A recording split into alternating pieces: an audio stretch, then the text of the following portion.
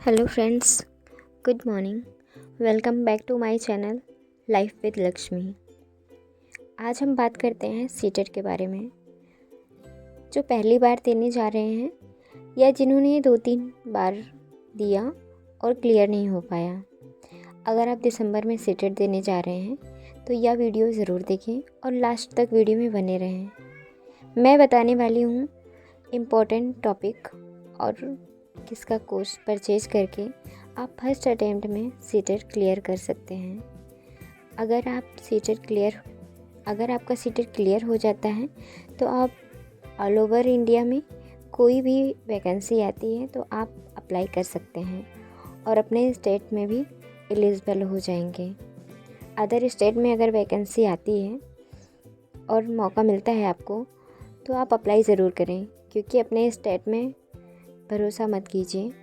और यूपी का ही देख लीजिए, लगभग 7-8 साल हो गए हैं, वैकेंसी का कहीं कुछ अता पता नहीं है।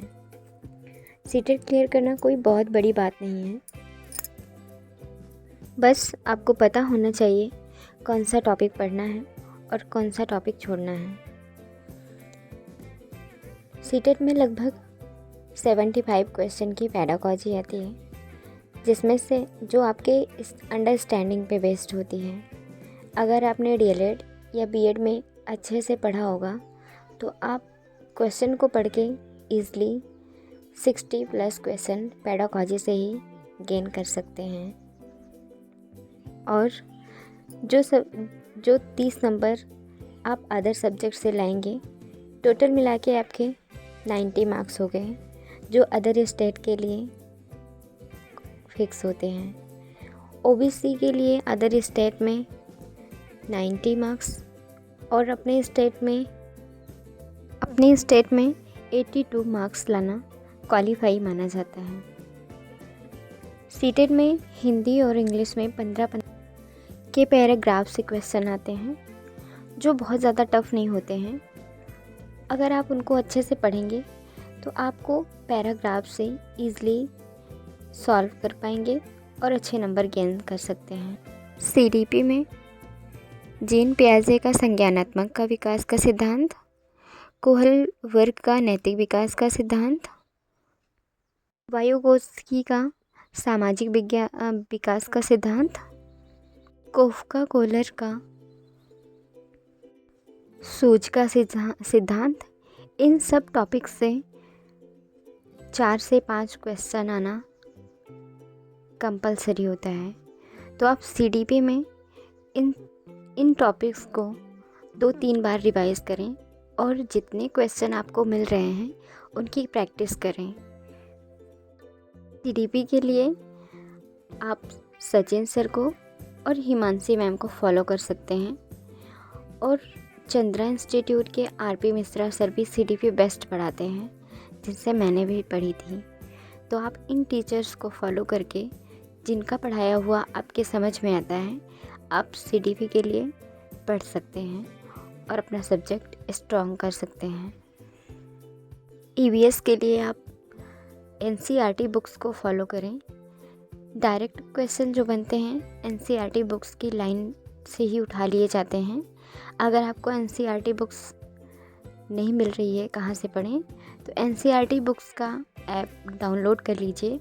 आपको वहाँ से आसानी से एनसीईआरटी बुक्स मिल जाएंगी और आप इजीली पढ़ पाएंगे। मैथ भी बेसिक लेवल की पूछी जाती है, बहुत ज़्यादा टफ नहीं होती है। और संस्कृत आती है, इंग्लिश भी रहती है। लैंग्वेज चूज करना होता है, जो जिस लैंग्वेज में आप कंफर्टेबल हैं वो लैंग्वेज आप चूज कर सकते हैं। 30 नंबर की हिंदी भी होती है, जिसमें से 15 नंबर पेडागॉजी और 15 नंबर के ऑब्जेक्टिव क्वेश्चंस होते हैं। पहले आपके पास टाइम है तो आप सारे टॉपिक्स को अच्छे से कवर करें। कवर करने के बाद आप प्रीवियस ईयर क्वेश्चन पेपर ले आएँ, उसको अच्छे से एनालिसिस करें। जितने भी अभी तक एग्ज़ाम्स हो चुके हैं उनके प्रीवियस ईयर क्वेश्चन को प्रैक्टिस करें। 2 से 3 बार, 4 बार, जितनी बार आपको हो सके 3-4 बार आप प्रीवियस ईयर क्वेश्चन को अच्छे से प्रैक्टिस कर लें, क्योंकि कभी कभी ऐसा होता है कि डायरेक्ट प्रीवियस ईयर क्वेश्चन को उठा के पेपर बना दिया जाता है। तो अगर आप क्वेश्चन अच्छे से किए रहेंगे तो आपको पेपर करने में आसानी होगी। लास्ट और इम्पोर्टेंट पॉइंट मैं आपको बताना चाहूँगी, आप प्रीवियस ईयर क्वेश्चन पेपर खूब प्रैक्टिस कीजिए, क्योंकि इससे आपका टाइम मैनेजमेंट बहुत अच्छे से हो जाएगा। क्योंकि सीटेट के लिए आप कितना भी पढ़ लेंगे, जब तक आपको टाइम मैनेजमेंट नहीं आएगा तब तक आपके लिए एग्ज़ाम टाइम की प्रॉब्लम हो सकती है। तो आप पेपर को बहुत अच्छे से सॉल्व कीजिए। चलिए, वीडियो लंबी हो जा रही है तो वीडियो को स्टॉप करते हैं। अगर आप चैनल पे नए हैं तो चैनल को प्लीज़ लाइक करिए, सब्सक्राइब करिए। मिलते हैं नेक्स्ट वीडियो में। Thanks for watching my video. Bye bye.